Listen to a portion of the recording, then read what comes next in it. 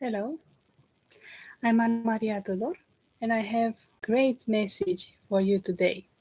This is an amazing message that I received this morning. Really amazing. It's from Luke 5, starting from 17 to the verse 6, the end of the chapter. And you will see it's amazing. I will say it verse by verse, and I will tell you what I received from God. So it's from Amplified Version, and it says, verse 17, Luke 5:17. One day, as he was teaching, Jesus, there were Pharisees and teachers of the law sitting there who had come from every village of Galilee and Judea and from Jerusalem. Of the Lord was present with him to heal. This is a thing that touched my heart this week, maybe 2 days ago. The power of the Lord was present with him to heal. Next, some men came carrying on a stretcher a man who was paralyzed, and they tried to bring him in and lay him down in front of Jesus. But finding no way to bring him in because of the crowd, they went up on the roof and removed some tiles to make an opening and lowered him through the tiles with his stretcher into the middle of the crowd in front of Jesus. Well, to entering a house, there were two ways. You could enter the house on the door, through the door, or you could enter the house through the roof and go down on a ladder. This was the two ways you could enter a house. We'll see. When Jesus saw their active faith springing from confidence in him, he said, "Men, your sins are forgiven." And here was the thing that struck me, that their faith, their active faith springing from confidence in him did something. So their faith made them made them go through the roof. This is an active faith. And I looked in a dictionary um, for the meaning of the roof, because it's the immediate meaning of the roof, like it's the roof of the house, the covering of the house. But it also represents the mind and the thought, the thinking, the protection. So I was thinking this revelation that faith that goes through the mind is an active faith. Wow, this is this is amazing. Let's go on. The scribes and the Pharisees began to consider and question the implication of what he had said, saying, "Who is this man who speaks blasphemies by claiming the rights and prerogatives of God? Who can forgive sins, that is, remove guilt, nullify sin's penalty, and assign righteousness except God alone?" And it's true that only God can do that, can forgive sins. They didn't know that Jesus was God. That was one point. And the second point, they didn't see yet what he was about to do. They were questioning him about what he was saying.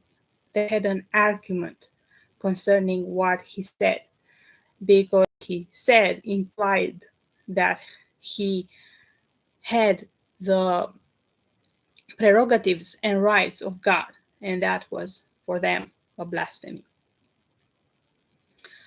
So, verse 22, but Jesus, knowing their hostile thoughts, answered them, "Why are you questioning these things in your hearts?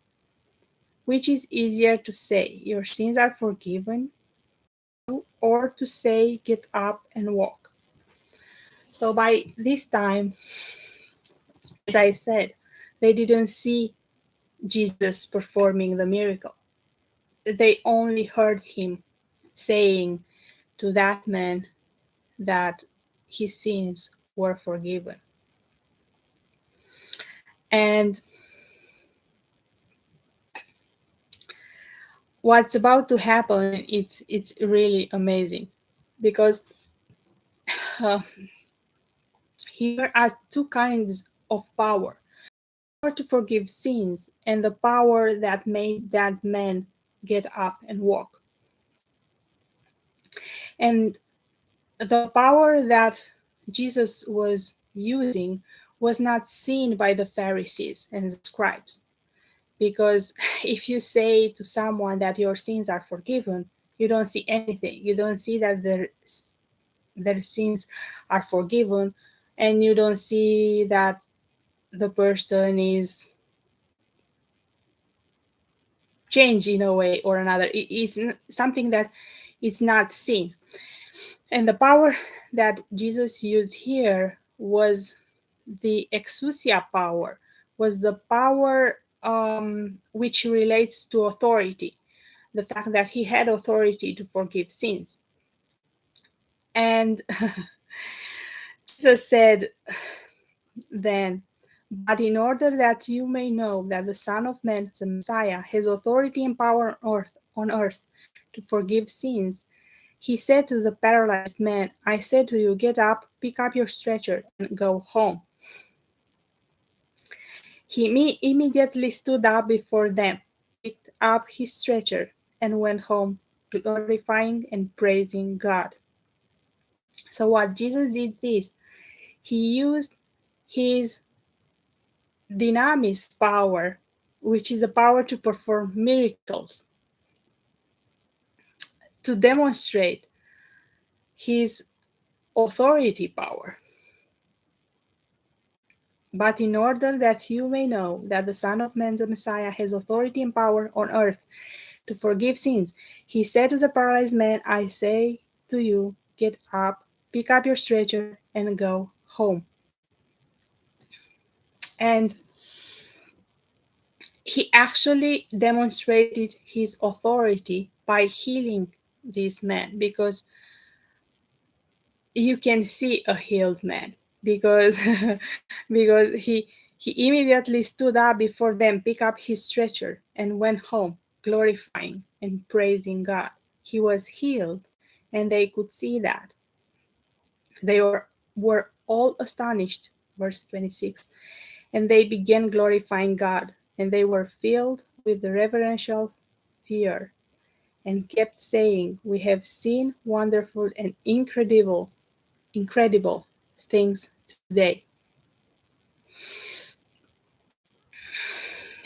It's amazing. So this the fact that Jesus used his dynamis power to heal reflected in those scribes and Pharisees the the fact that they started glorifying and praising God, and were filled with reverence, and they said, we have seen wonderful and incredible things today. They recognize what before was not easy for them to recognize, was not evident. And what I want to say to you today is that when God will use you to change people's lives in some way through this power at work in you, eventually this will be seen, and the people will recognize who you are, because who you are will be seen in what you are doing. See, God knows the hearts of men, but people don't. So the people only see what they see in other people transform. And this is how this is how you will have a name in their eyes. You already have a name in God's eyes. But for that name to become real in their eyes, they have to see God at work through you in other people. So may this message bless you, be a blessing to you, and transform you because of the glory of God that you have seen. Bye.